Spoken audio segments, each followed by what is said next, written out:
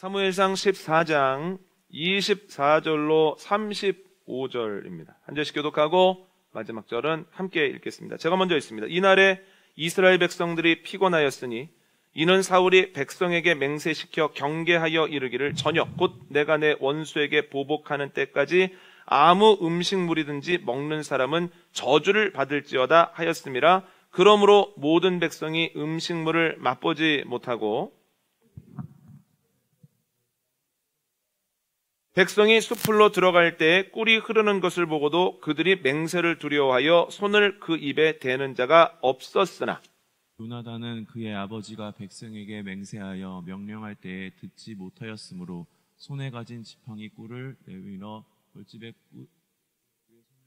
입에 대매 눈이 밝아졌더라. 그때 백성 중 한 사람이 말하여 이르되 당신의 부친이 백성에게 맹세하여 엄히 말씀하시기를 오늘 음식물을 먹는 사람은 저주를 받을지어다 하셨나이다. 그러므로 백성이 피곤하였나이다 하니 요나단이 이르되 내 아버지께서 이 땅을 곤란하게 하셨도다. 보라 내가 이 꿀 조금을 맛보고도 내 눈이 이렇게 밝아졌거늘. 하물며 백성이 오늘 그 대적에게서 탈취하여 얻은 것을 임의대로 먹었더라면 블레셋 사람을 사륙함이 더욱 많지 아니하였겠느냐. 그날의 백성이 믹마스에서부터 블레셋 사람들을 쳤으므로 백성이 이에 탈취한 물건에 달려가서 양과 소와 송아지들을 끌어다가 그것을 땅에서 잡아 핏째 먹었더니 우리가 사울에게 전하여 이르되 보소서 백성이 고기를 핏째 먹어 여호와께서 범죄하였나이다. 너희가 믿음 없이 행하였도다. 이제 큰 돌을 내게로 굴려오라 하고 또 사울이 이르되 너희는 백성 중에 흩어져 다니며 그들에게 이르기를 사람은 각기 소와 양을 이리로 끌어다가 여기서 잡아먹되 핏째로 먹어 여호와께 범죄하지 말라 하라 하매 그 밤에 모든 백성이 각각 자기의 소를 끌어다가 거기서 잡으니라. 사울이 여호와를 위하여 제단을 쌓았으니 이는 그가 여호와를 위하여 처음 쌓은 제단이었더라. 아멘. 요나단과 부간이 믿음을 가지고 나아갔을 때 하나님이 승리를 위해 준비해 놓으신 것 두 가지를 경험하게 됩니다. 첫 번째는 블레셋 진영에 있었던 이스라엘 군입니다. 두 번째는 에브라임 산지에 있었던 이스라엘 군입니다. 오늘 본문은 사울과 함께 했었던 사람들이 하나님이 준비한 병사들과 함께 블레셋과 싸우는 중에 일어났던 사건들에 대해서 기록을 하고 있습니다. 블레셋과의 전투가 하루 종일 이어집니다. 병사들이 허기를 느낍니다. 그런데 마침 토청, 그러니까 땅벌로 인하여 생긴 꿀이 있는 거예요. 그럼에도 불구하고 어느 누구도 꿀에 손을 대지 않습니다. 왜냐하면 사울이 오늘이 저물기까지 무엇을 먹는 사람은 저주를 받을 거다.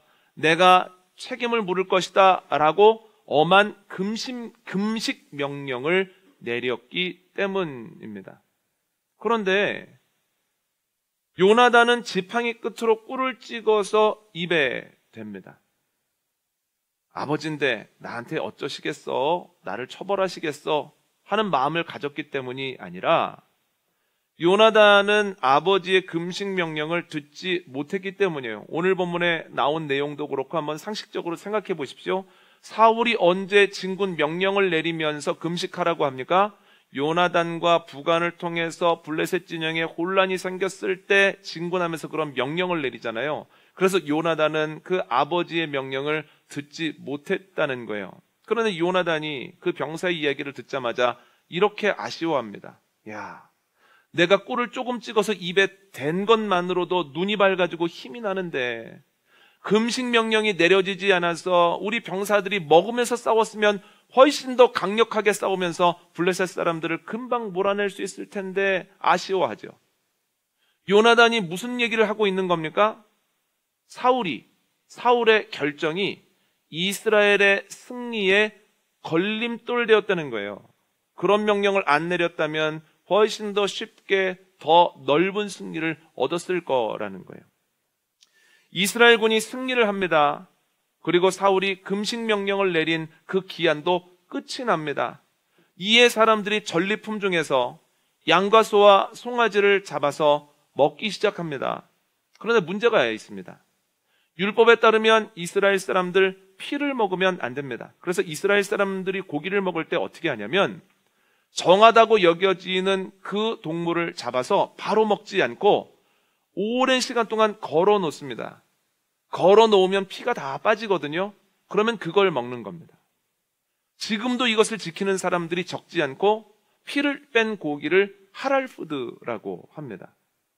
그런데 이스라엘 사람들이 전리품으로 잡은 그 동물들을 잡은 이후에 얼마나 배가 고픈지 피를 빼는 둥 마는 둥 하고 먹어버린 거예요. 이것에 대해서 오늘 본문 32절은 핏째 먹었다라고 이야기를 하고 있습니다. 여러분, 이것이 무엇을 의미할까요? 사울의 금식령이 이스라엘 사람들의 신앙에 걸림돌 되었다는 거예요. 오늘 본문의 내용을 간단히 정리하자면 사울의 명령은, 더 나아가 사울은 이스라엘의 승리와 이스라엘의 신앙의 걸림돌이었다라고 하는 거예요. 그런데 성경을 읽어보면 여기에서만 사울이 걸림돌의 삶을 산 건 아니라는 거예요. 사무엘상 17장 32절 한번 읽어볼까요? 함께 읽습니다. 시작. 다윗이 사울에게 말하되 그로 말미암아 사람이 낙담하지 말 것이라 주의 종이 가서 저 블레셋 사람과 싸우리이다 하니. 아멘. 오늘 본문 이후에도 이스라엘은 블레셋과 많이 싸우거든요. 그 싸움 중에 하나를 기록하고 있는데 성경은 다윗이 먹을 것을 가지고 형들의 안위를 살피기 위해서 전쟁터로 갑니다. 근데 전쟁터에 가봤더니 제대로 된 싸움은 시작도 아직 못한 거예요. 그 이유가 뭐냐면 블레셋 진영에서 한 거인이 나와서 소리를 치는데 기골이 얼마나 장대한지, 그 기세가 얼마나 날카로운지 누구도 그 거인 골리앗과 맞서 싸우려고 안 하는 거예요. 그랬더니 골리앗의 기세가 점점 오르는 겁니다. 그래서 이스라엘을 모독하다가 나중에는 이스라엘의 하나님마저도 막 모독하는 거예요. 다윗이 그 이야기를 듣다가 화가 납니다. 아, 내가 이 사람을 혼내줘야 되겠구나. 하나님 모독하는 사람 내가 분명히 책임지게 만들어줘야 되겠구나. 그래서 사람들에게 내가 나가서 싸우겠다 이렇게 얘기를 합니다. 내가 나가서 싸우겠다라고 하는 말이 사울왕에게 금방 전달됩니다. 왜냐하면 40일 동안 나가서 싸우겠다는 사람이 한 명도 없었거든요. 그래서 그 사람을 불러오라고 합니다. 다윗과 사울이 만나게 되는데 다윗이 사울을 보면서 뭐라고 얘기를 하냐면 저희가 읽은 본문의 이야기를 합니다. 저 사람으로 인해서 낙담하지 마십시오. 낙심하지 마십시오. 여러분, 다윗이 왜 사울을 만나자마자 낙심하지 마십시오, 낙담하지 마십시오라고 얘기를 했을까요? 다윗의 눈으로 보기에도 이미 풀이 죽어 있었기 때문에, 이미 겁먹고 있었기 때문이에요. 이미 사울의 마음속에 결론이 나 있었기 때문에, 아, 이 전쟁은 못 이기는 거야. 이 전쟁은 우리의 힘으로는 넘어설 수 없는 거야 라고 하는 결론이 나 있었기 때문에 다윗이 보면서 바로 그 얘기를 했다는 거예요. 여러분, 사울은 왕이기도 하지만 고대에 있어서는 왕이 전투를 이끄는 지휘관이기도 합니다. 모든 사람들이 지휘관의 등을 보는 거예요. 지휘관의 등을 보면서 사기가 오를 수도 있고 내려갈 수도 있는 겁니다. 지휘관의 등이 쫙 펴져 있으면 아, 이건 해볼 만한 싸움인가 보다. 우리가 보기에는 불리해 보여도 우리 리더에게는, 지휘관에게는 뭔가 대책이 있나 보다 하면서 힘을 내는 거거든요. 그런데 어깨가 쭉 하고 쪼그라져 있으면, 풀이 죽어 있으면 그거 느낌이 온다는 거예요. 사람은 영적인 동물이기 때문에 느낌을 금방 받습니다. 그래서 사울이 풀이 죽어 있을 때 당연히 병사들의 사기가 떨어질 수밖에 없다는 거예요. 이게 뭘 의미합니까? 리더였던 사울이 이스라엘 승리의 걸림돌이었다는 거예요. 여기에서만 그런가? 그렇지 않다는 거예요. 사무엘상 28장을 보면 사울이 이스라엘 사람들을 이끌고 길보아라는 곳에서 싸우게 되었는데 그때도 두려움을 느끼고 그때도 너무너무 불안함을 느끼다가 어떻게 합니까? 싸움이 어떻게 되는지 신접한 여인을 찾아가서 물어봤다는 거예요. 신접한 여인에게 가서 사무엘을 좀 불러달라고. 사무엘의 영으로 생각되는 것이 그 앞에 있자 우리가 이기겠느냐 지겠느냐를 물어보더라는 거예요. 여러분, 이스라엘 승리에 걸림돌 되는 삶을 살았죠. 그런데 승리에만 걸림돌이었느냐? 그렇지 않다는 거예요. 또 다른 영역에서도 걸림돌의 역할을 합니다. 사무엘상 13장 8절로 9절 한번 읽어볼까요?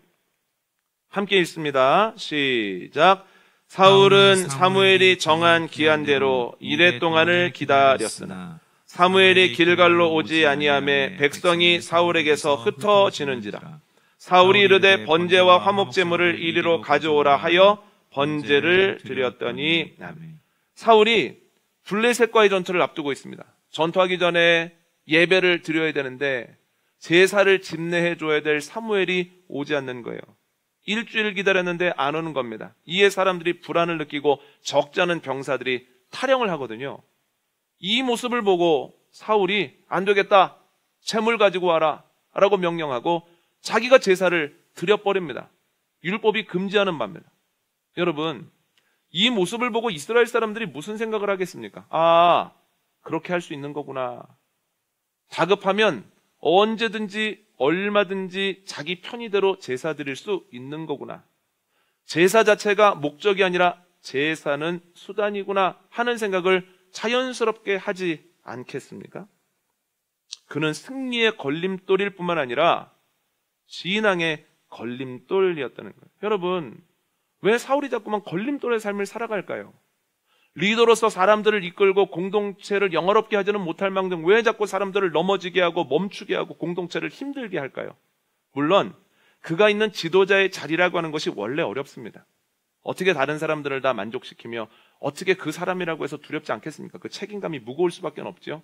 그러나 성경을 보면 단순히 자리의 문제만은 아니라는 거예요. 왜냐하면 동일한 자리에 있었던 다윗은 걸림돌이 아니라 디딤돌의 삶을 살아갔기 때문입니다. 사무엘상 30장을 보면 다윗과 그의 사람들이 용병으로 일을 하고 있을 때 블레셋 지역에 며칠 다녀옵니다. 다녀와 봤더니 큰일이 일어나 있는 거예요.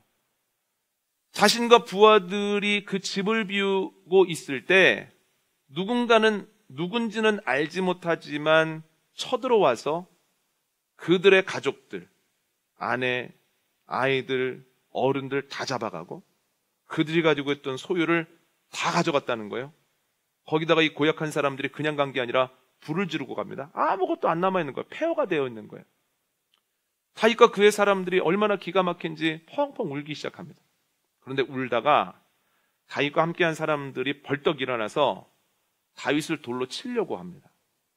다윗을 돌로 치려고 했다라고 하는 건 부하들의 마음속에 이미 결론이 났다는 거예요. 누군지도 모르고 그들이 어디 있는지도 모르니 이건 끝난 거야. 우리의 가족들 다시 못 만나는 거야. 다시 그때로 돌아갈 수는 없는 거야. 이미 그들의 마음속에 패배감이 팽배했다는 거예요. 포기해버렸다는 거예요. 그런데 다윗이 어떻게 합니까? 그도 함께 넘어지고 그도 함께 포기하지 않았다는 거예요. 다윗만큼은 그 시간에 일어나 하나님께 기도하죠. 그랬더니 하나님께서 음성 들려주시고 그 음성에 힘을 얻습니다. 힘을 얻은 다윗이 일어나자고, 아직 안 끝났다고, 진행 중이라고, 이것이 우리의 간증될 것이라고 하면서 함께한 사람들을 일어나게 하더라는 거예요. 그래서 누구인지도 모르고 그들이 어디 있는지도 모르지만 일단 힘을 내어 앞으로 달려갑니다.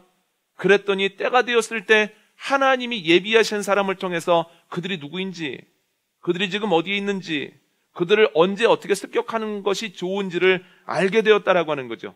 그래서 결국은 이깁니다. 빼앗겼던 것들을 다 찾았을 뿐만 아니라 그 아말렉 족속이 가지고 있는 것까지도 풍성하게 전리품으로 가지고 돌아왔다는 거예요. 이것이 무엇을 의미합니까? 다윗은 승리의 디딤돌이었다는 거예요. 같은 리더의 자리에 있는데 사울은 계속해서 승리의 걸림돌이 되는 반면에 다윗은 승리의 디딤돌이 되더라는 거예요. 승리에만 디딤돌이 되었는가? 아니요. 성경 한 군데도 읽어볼까요? 사무엘하 6장 21절 22절 함께 읽습니다. 시작. 다윗이 미갈에게 이르되 이는 여호와 앞에서 한 것이니라. 그가 내 아버지와 그의 온 집을 버리시고 나를 택하사 나를 여호와의 백성 이스라엘의 주권자로 삼으셨으니 내가 여호와 앞에서 뛰놀리라. 내가 이보다 더 낮아져서 스스로 천하게 보일지라도 내가 말한 바 계집 종에게는 내가 높임을 받으리라 한지라. 아멘. 다윗이 나단 선지자를 불러서 이렇게 얘기합니다. 나는 백향목 궁에서 살아가는데 나를 이 자리에 두신 여호와의 궤는 휘장 아래 있도다.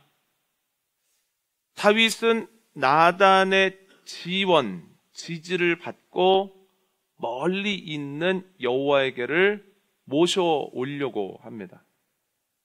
그런데 대충 몇 명을 드린 것이 아니라 국력을 집중해서 여호와의 궤를 자신 곁으로 모셔오려고 하죠. 이것을 보면서 사람들이 어떤 생각을 하겠습니까? 아하, 여호와의 궤를 가까이에 모시는 건 굉장히 중요한 일이구나. 다윗이 상황이 되자마자, 힘이 생기자마자 가장 먼저 한 게 여호와의 궤를 모셔 올리는 거네. 사람들이 그걸 생각하게 된다는 거예요. 성공했을까요? 성공 못했을까요? 성공 못합니다. 그 이유는 무지에 있습니다. 어깨 메고 이동을 해야 되는데 사람들이 알지 못해서 여호와의 궤를 수레에 싣고 가거든요. 하나님이 아니라는 걸 알려주기 위해서 수레를 끌고 있었던 소가 뜁니다. 타작마당에서. 그런데 그 운송을 맡고 있었던 책임자 우사라고 하는 사람이 큰일 나겠는데 해서 그 여호와의 궤를 붙잡거든요. 그 자리에서 죽었다라고 하는 거예요. 그런데 다윗 포기하지 않습니다. 시간이 조금 지나자 다시 힘을 모으고 이번에는 제대로 자문을 받아서 여호와의 궤를 그곳으로부터 올리려고 합니다. 그럼 사람들이 그걸 보고 어떤 생각을 하겠습니까? 여호와와 가까워지기 위해서는 장애물이 있는 거지만 그러나 포기하지 않을 만큼 이건 굉장한 가치가 있는 거고, 여호와의 궤가 얼마나 좋은 거면, 여호와와 동행한다라고 하는 것이 얼마나 힘이 있고 능력이 있는 거면 이런 상황 속에서도 포기하지 않을까? 여호와의 궤의 가치에 대해서 사람들이 생각을 한다는 거예요. 그런데 여러분, 그 궤가 자기가 있는 성 옆으로 들어오는데 얼마나 좋은지 다윗이 막 춤을 추는 거예요.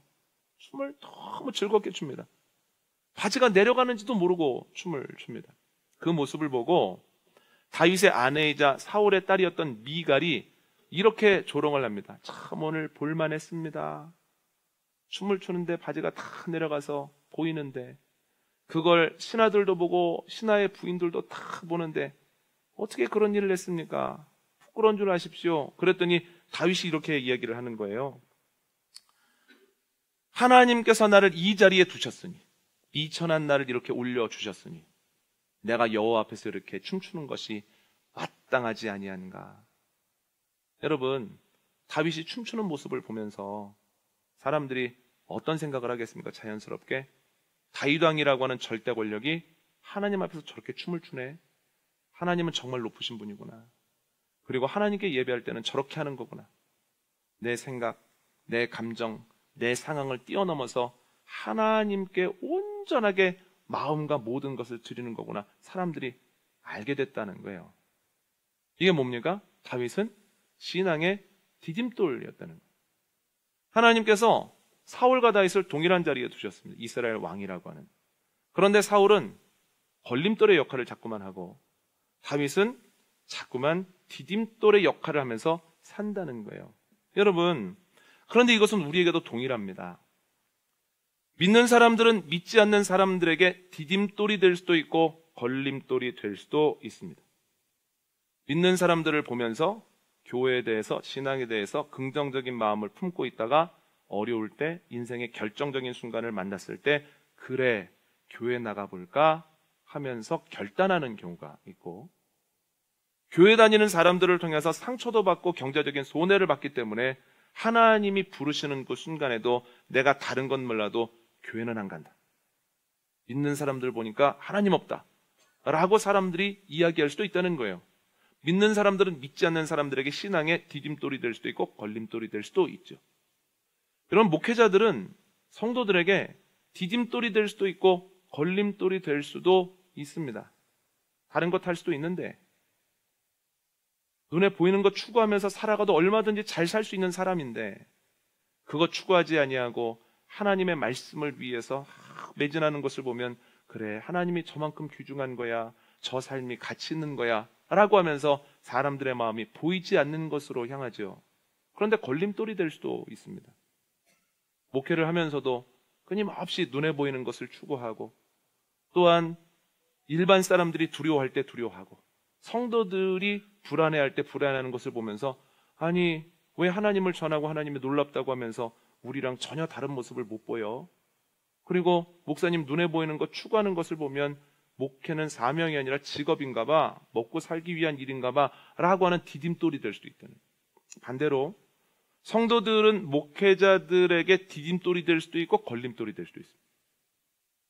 성도들을 보면서 목회자가 야, 저분의 열정, 저분의 순수함, 부족한 것이 하나도 없음에도 불구하고 하나님께 나아가는 그 겸손함을 보면서 그래, 나도 더 열심히 해야지, 나도 더 좋은 말씀을 준비해서 우리 좋은 교인들 먹여야지 하는 성도들이 교인 목회자의 디딤돌이 될 수가 있고, 반대로 걸림돌이 되는 경우에는 내가 목회를 하는 것이 무슨 의미가 있나, 바뀌지 아니하고 시간이 가면서 점점 안 좋아지는데 내가 무엇 때문에 이걸 하고 있나 하는 좌절을 느끼게 하는 디딤돌이 될 수도, 걸림돌이 될 수도 있다는 거예요. 뿐만 아니라 부모님들은 아이들에게 신앙의 디딤돌이 될 수도 있고 걸림돌이 될 수도 있습니다. 부모님들이 예배를 중하게 여기면 아이들은 예배의 가치를 알게 되죠. 그러나 부모님들이 예배를 경히 여기면, 남는 시간 예배하면, 남는 시간에도 예배하지 않으려고 하면 아이들은 자연스럽게 예배를 시시하게 생각한다는 거예요. 여러분은 지금 디딤돌의 삶을 살아가고 계십니까? 아니면 걸림돌의 삶을 살아가고 계십니까? 점검하는 저와 여러분 되어주시기를 원합니다. 디딤돌의 삶을 살아갈 것을 결단하고 하나님께 은혜를 구할 때 우리의 삶을 통해서 믿지 않는 사람들, 성도들이, 목회자들이, 가족 구성원들이, 자녀들이 한 발짝이라도 주님께 더 나아가게 되어주는 은혜가 넘치게 되어지기를 원합니다. 그런데 여러분, 어떻게 하면 걸림돌이 아니라 디딤돌의 삶을 살아갈 수 있을까요? 사울과 다윗의 차이가 무엇일까요? 여러 가지가 있겠지만 오늘 본문을 보면 한 가지 알 수 있습니다. 그들의 차이. 오늘 본문 24절 한번 읽어볼까요? 함께 읽습니다. 시작. 그날에 이스라엘 백성들이 피곤하였으니 이는 사울이 백성에게 맹세시켜 경계하여 이르기를 저녁 곧 내가 내 원수에게 보복하는 때까지 아무 음식물이든지 먹는 사람은 저주를 받을지어다 하였음이라. 그러므로 모든 백성이 음식물을 맛보지 못하고 아멘. 사울이 백성에게 금식 명령을 내리는 중에 자신의 진심이 나와버린 거예요. 그런데 뭐라고 얘기를 하냐면 내가 내 원수들에게 그 원한을 갚는 동안이라고 전투를 표현합니다. 그러면 전투는 하나님의 일입니까? 사울의 일입니까? 사울의 일이라는 거예요. 여러분, 이것이 분명한 것은 사울의 일이기 때문에 이 전투는 누구의 힘으로 하는 겁니까? 사울의 힘으로 한다는 거예요. 사울이 가지고 있는 힘으로 싸운다라고 생각을 하는 거죠. 그런데 사무엘은 제사 드려줘야 되는데 오지 않고 늦어지면서 사람들이 타령하면서 숫자들이 줄어듭니다.